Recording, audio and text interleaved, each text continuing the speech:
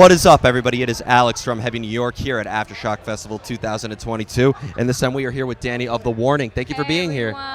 It's a pleasure to be here. It's so awesome to have you here. You guys just are killing it right now. You played an awesome show. Your newest album is Error, which is absolutely incredible. For people who may have only heard the single yet, Choke, but not have heard all of Error, is Choke maybe a good representation of what all of Error sounds like, or is there a lot more to be heard? You know, Choke is a bit of a very sentimental song, so it goes like it's like full of agony, so it's a little bit like heavier in the sense that it's a little like slower paced, but it's just like dragging you down with that feeling. And we have a lot of fast-paced songs, so it's a little bit of everything in there.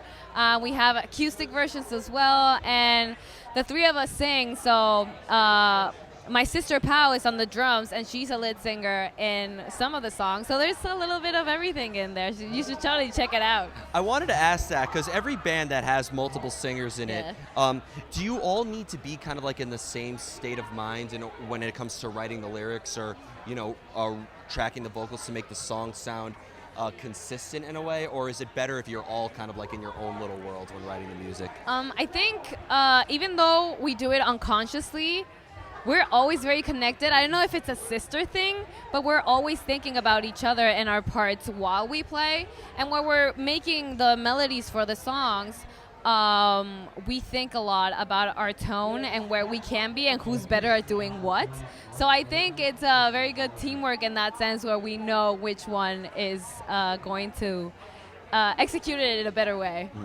Do lyrics ever determine the outcome of the music itself, or do you all prefer to have music before any lyrics are written?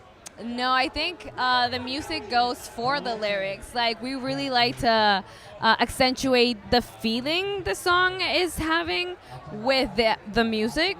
So lyrics tend to go first, yes. Lyrics go first? Yes, or the actual like concept that the song is gonna be, yeah. Are you ever worried that like you'll have the best lyrics ever and then they're always like one syllable over the whole? Yep. It happens a lot, especially when we're writing in Spanish. We don't have that many songs in Spanish. We have only 2, but it's so much harder in that sense, because like if you want to say a single thing, it's like 20 words.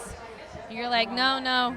We have to find a better way to do it. And you're the only, I gotta obviously do a lot more research, but you're only the third band I heard like sing like in Spanish for heavy metal. Brujeria and Asesino being the other ones from Mexico. So I think that's a really unique blend. It almost seems like you're able to portray different sides of yourself, right, with different languages. Definitely, but I think it's very important for us as Mexicans to really, we love our language, and it is a lot harder to write rock music with the language, but we like a challenge, so we love doing that as well. 100%.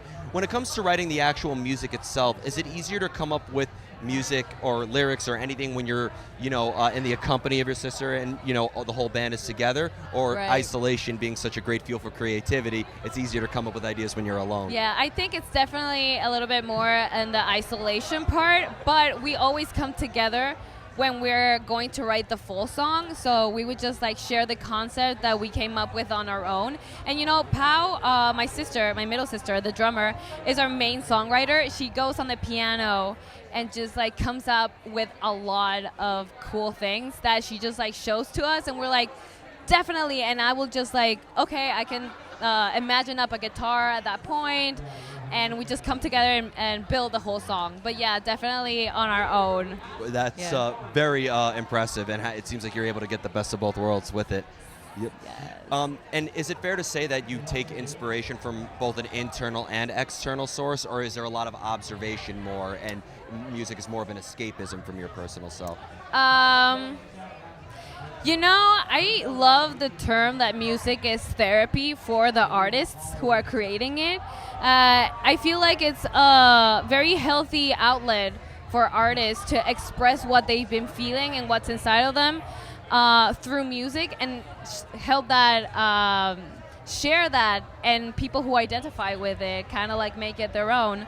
So definitely we write from a perspective of what we're feeling or what we think people around us are going through. Right now with the pandemic, there was a lot of concepts for us to use, because we were all collectively going through kind of like the same thing.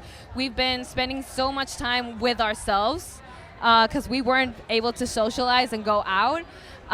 So we like to make music from a point of view where we see what's going on in the outside world and kind of just portray it through a song. If that makes any sense? It makes a lot of Yes, sense, and you sorry. answered that so excellently. Like, thank you. Excellent job. Thank you. Let's see how good you are at answering this question, because this is the hardest one. Okay, I'm ready. How do you know when a song is done? Oh, a song is never done. You have to give up on it. You're just like, I always get abandoned. I never heard give up. That's a good one, though. yeah, you have to like give it up. It's like, it's your baby. It has gone where it has to be, and you have to let it live. You have to let it into the crowd, have to let it evolve with each and every person that listens to it, because no one is ever going to live a song the same way. And that the same thing goes for the producer, the artists, the people who are just like in the background listening to how it's being born. So I think a song is never, ever, ever done. 100%. I couldn't agree more. And when it comes to your live performances as well, is Yeah. there at all a similar energy that you channel into your live presence as you do in your songwriting, or is that just a completely separate art altogether from songwriting? You know, it's a very separate thing, because when you're songwriting, you're just like kind of like seeing where you can take the song, and when you're playing it live, you're just like expressing the song at its full potential. You're just like making it alive. So making it alive, is that a good phrase? Making it alive. Making it alive. I think you that's know. a new song title. I think we might be onto Yes, something. so we let the song live in the stage. So yeah, it's a different kind of mindset, but both are very good. I love doing both studio and the live shows. And you kind of answered the next question I wanted to ask, because, you know, it's kind of going back to both songwriting but also the live shows it could apply to.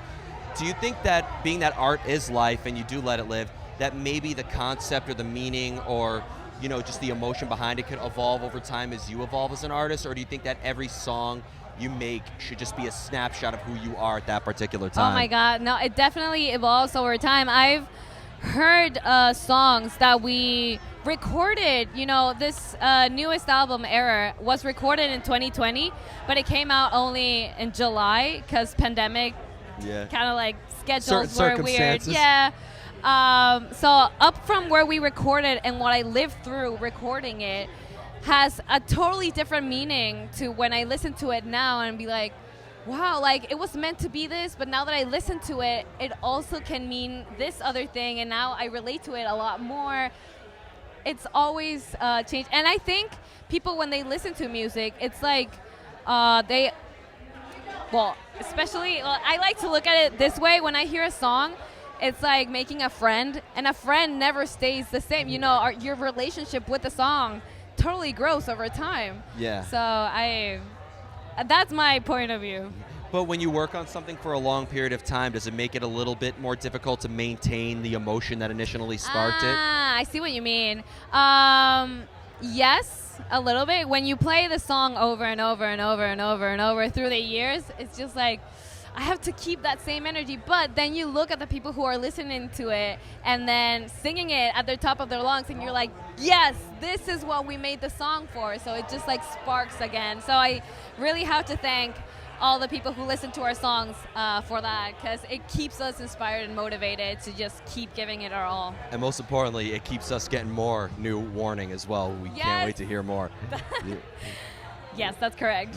So before we go, I want to thank you so much for your time today. Thank you. Is there just anything else with the Warning that you would like to promote for the release of Error in terms of tours or new music? This will be uploaded by midnight, so if it hasn't... At midnight. If you have like a tour schedule for 2025, like knowing how this goes, 2025. Oh my God, no, I'm trying to get through this year. knowing how booking works, I wouldn't be surprised if we're going into the next decade.